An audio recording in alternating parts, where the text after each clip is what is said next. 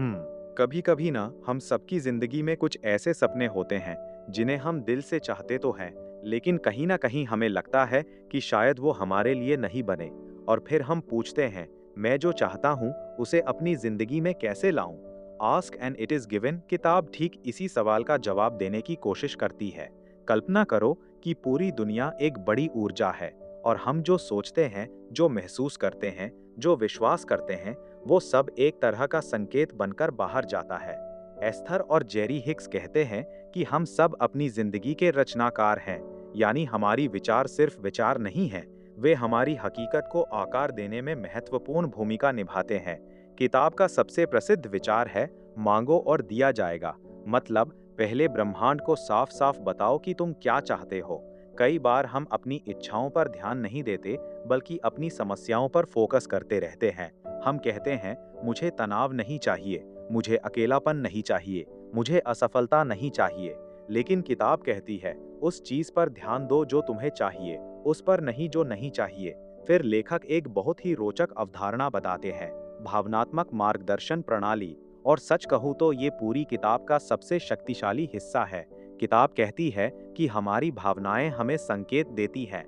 अगर हम खुशी, उत्साह, कृतज्ञता या शांति महसूस कर रहे हैं, तो हम अपनी इच्छाओं के साथ सामंजस्य में हैं। लेकिन अगर हम लगातार निराशा, भय या गुस्सा महसूस कर रहे हैं, तो शायद हम उस दिशा में ध्यान नहीं दे रहे जहां जाना चाहते हैं। यानी हमारी भावनाएं एक कंपास की तरह काम करती हैं।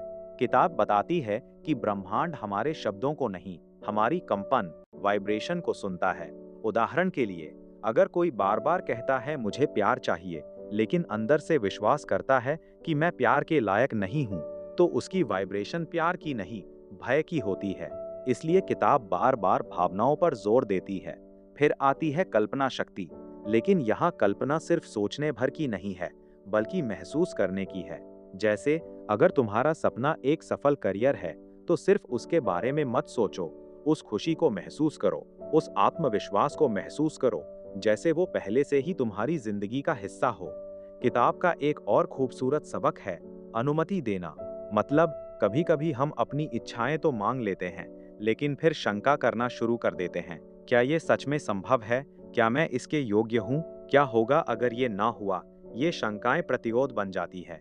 किताब कहती है, मांगो, विश्वास करो और फिर आने दो। अपने सपनों को आने की जगह दो। एस्थर और जेरी हिक्स बार बार एक बात कहते हैं, जिंदगी का मकसद सिर्फ लक्ष्य हासिल करना नहीं है, बल्कि यात्रा का आनंद लेना भी है। क्योंकि अगर हम हमेशा भविष्य में ही जीते रहेंगे, तो वर्तमान की खुशियां चूक जाएंगे। और यही वजह है कि ask and it is given सिर्फ मैनिफेस्टेशन की किताब नहीं लगती, बल्कि सोचने के तरीके की किताब लगती है। ये हमें सिखाती है कि हमारा ध्यान बहुत शक्तिशाली है। जहाँ ध्यान जाता है, ऊर्जा भी वहीं जाती है। तो अगर पूरी किताब को एक पंक्ति में समझना हो, तो शायद ये होगी, जिस जिंदगी को तुम बनाना चाहते हो, पहले उसे अपने मन और अपनी भावनाओं में जगा दो। क्योंकि हर सृजन दो बार होता है, पहले कल्पना में और फिर हकीकत में। और शायद यही वजह है कि ये किताब हमें बार बार याद दिलाती है, सपने देखने से मत डरो, अपनी इच्छाओं को छोटा मत करो, खुश रहने के लिए किसी भविष्य के पल का इंतजार मत करो। क्योंकि जब तुम आज से ही खुशी, विश्वास और कृतज्ञता महसूस करना शुरू कर दोगे, तो धीरे धीरे तुम्हारी पूरी दुनिया बदलने लगेगी। और हर खूबसूरत जिंदगी की शुरुआत एक साफ इच्छा से ही होती है। कॉपी कर लो, बहुत ही सुंदर, सरल और दिल को छू लेने वाला बन